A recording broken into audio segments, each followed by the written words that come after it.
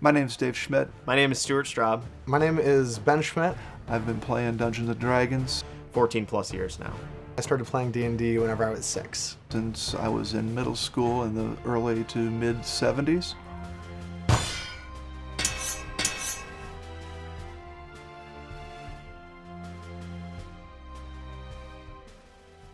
Probably what introduced me into RPGs is my reading of fantasy and science fiction, and then going into a store at some point and seeing some type of a fantasy book and finding out it wasn't a book, it was an RPG. At that time, been the only thing out there would have been Dungeons and Dragons. I think now there's a lot more resources for people looking to get into D&D. Before it was pretty much just what books my dad had, and since I was basically in elementary school, what I could borrow. Now with the internet, there's a lot more resources. If you want to find groups online, that's a thing that you can do. Definitely a lot more accessible. A lot of people play D&D now online, but to me it is something that needs to be done in the same room as your friends, because that's part of the fun, right? I like all the minis, all the paper. I love pushing pencils. It's phenomenal in that manner, but ultimately it's a really good creative outlet.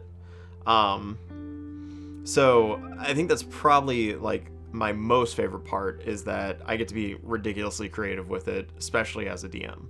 I think what I enjoyed most about playing D&D at the beginning was being able to immerse myself in the world that I'd been reading about. Later it became something totally different, and that was more the interaction with friends and seeing two or more people doing the same type of thing along with me, creating our own adventures within this world that we had all read about.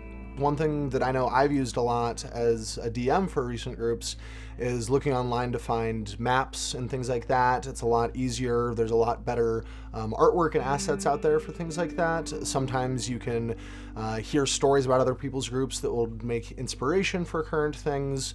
I haven't run any online groups or played with anybody online myself, but even just looking up resources and pre-made campaigns there is useful too. D&D has evolved quite a bit from its initial start back in the early 1970s as a vehicle for wargaming between two different armies, to individuals playing one-on-one or within small groups in fantasy adventures. Back in the early 70s, it was a very niche group that was pretty much relegated to, oh, you play that type of game?